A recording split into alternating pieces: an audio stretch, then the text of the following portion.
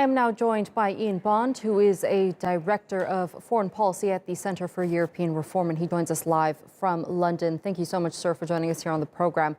Now, we saw no result from the ceasefire talks yesterday. More talks are set to be held, but there's little hope as Russia continues its advance into Ukraine, and Zelensky continues to send out messages that they will not back down, especially by, for example, signing that application to become an EU member. Yes, that's right. And after all, Zelensky is facing a completely unprovoked invasion of his country. He really, I think, would find it very difficult politically to accept the kind of conditions that Russia might impose. And actually, what we're hearing from Russian representatives is that they are intent on removing Ukraine from the map as a sovereign state. There is an extraordinary article that was published in the Russian state media, apparently expecting that Ukraine would already have surrendered by now, but which essentially says, well, Ukraine can no longer be an independent state. Its statehood can be restored as part of the Russian world. So that's clearly going to be unacceptable to Zelensky, and it makes it very hard to understand what the Russians want by way of these talks, other than the capitulation of Ukraine. Right, and we heard from the president of the European Parliament, Roberta Metsola, just moments ago, say that the European Union needs to cut all ties with Russia in every way, shape, and form. But how realistic is that to happen? Well, that's not something that could happen overnight. Whether we like it or not, it will take some time for Europe to eliminate its dependence on Russia for oil and gas, even to reduce it significantly. But I'm afraid that President Putin, by pursuing this course, has made it much, much harder for the European Union, for the West as a whole, and indeed for other democracies from Japan and Australia and all the way to the US and Canada, to have normal relations with Russia. And I think that's a tragedy for the Russian people. Indeed. Now, Russian forces are getting closer to the capital, and we're seeing more attacks conducted, especially in Kharkiv today.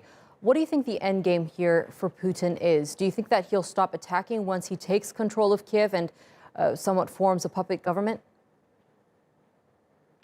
I have no idea. I mean, that might be one option that he has.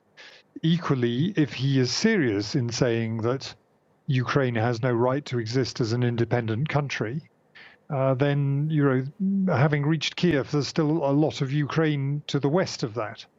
Now, there have also been strange statements from various unofficial Russian sources suggesting that, maybe Ukraine, some parts of Ukraine would belong to other countries like Poland or Romania or Hungary. I would not imagine that any Western country would be interested in that kind of arrangement. But the real answer is we don't know what is happening in Putin's head. We only can judge from what he and his spokesman have written and said over recent weeks and months. And that is very worrying and very maximalist, and has serious implications also for NATO countries from Turkey to Norway.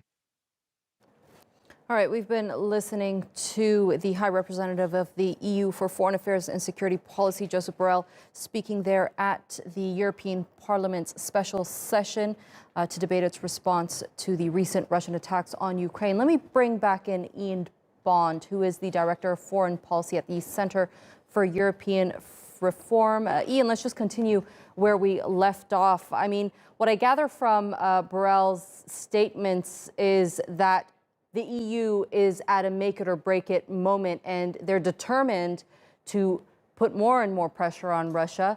But what more can the EU do? I'm not sure, because the move which Borrell mentioned against the reserves of the Central Bank of Russia is pretty nuclear. So, the EU is already doing things which will have both serious short-term and serious long-term effects on the Russian economy. Now, the question is Putin thinking about the economy? And I think the answer is at the moment he is not, but there will be people in Russia who have to think about the economy. And, maybe at some point they will say to Putin, this can't go on if you want to have a viable country at the end of it.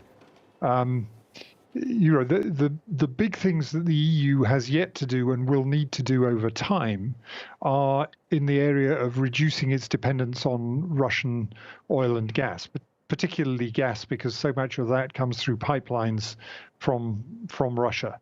More than 40% of the EU's gas at the moment.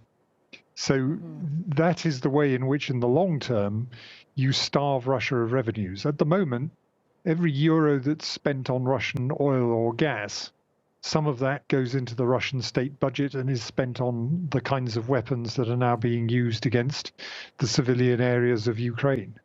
All right, Ian Bond, it's always a pleasure speaking to you. That's Ian Bond, the Director of Foreign Policy at the Center for European Reform. Thank you for joining us here on TRT World.